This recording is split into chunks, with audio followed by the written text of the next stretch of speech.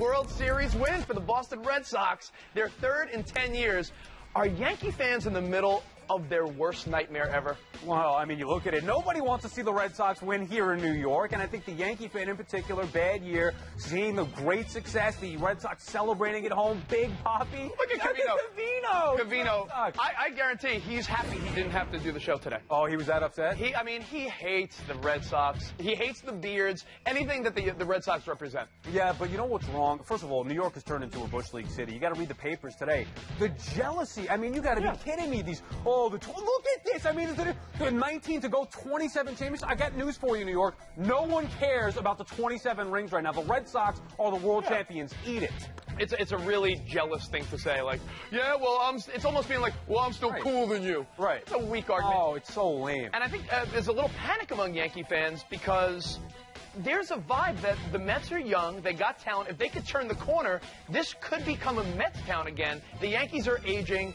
These free agents are not quick to go to the Bronx anymore, and you know that. Well, look, here's the thing. Show them the money. I mean, if you give them the money, they're going to go. And the Mets have yet to prove that they're willing to take the next step. Everything you hear, everything you read, oh, they're going to be spenders this year. Well, go do it. With the Yankees, I know that they're going to go spend. Forget about the $180 million cap or whatever nonsense it is. They are going to put the best product on the field to win a World Series. Mets have a lot to prove as far as that goes. You're absolutely right. Now, of course, the most fun thing after the World Series is looking at the odds for next year's World Series. Do you look at some of these, Sal, as ones you'd like to pick? I mean, you look at the odds. First of all, who knows? I mean, it's ridiculous that they already released these things now. But yeah, the two that jumped out to me, and Rich, I think the first thing you look for is a price. And you see the Royals and the Pirates right there. You know, the Royals, up-and-coming team, young team. I think they'll be in the postseason next year. So that's a start. And, of course, the Pirates at 25 to 1. The one that jumped out to me, though, the Tigers. How are the Tigers, new manager, they're an older team. They didn't look great this year in the playoffs. How are they second favorites at 9 to 1? It doesn't make any sense. You're going to love this because I know we both love the Mets.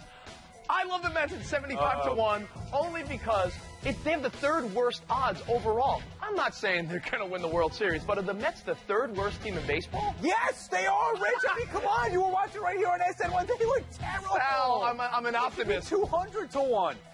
The Mets aren't going to win the World Series this year. Even if you bet $1, you're throwing that dollar away. And the two overvalued teams in there, definitely the Yankees at 16 to 1 and the Angels at 14 to 1. You look at the Angels as a team that spent a lot of money on these guys. They gave them big contracts, the Pujols, Hamilton.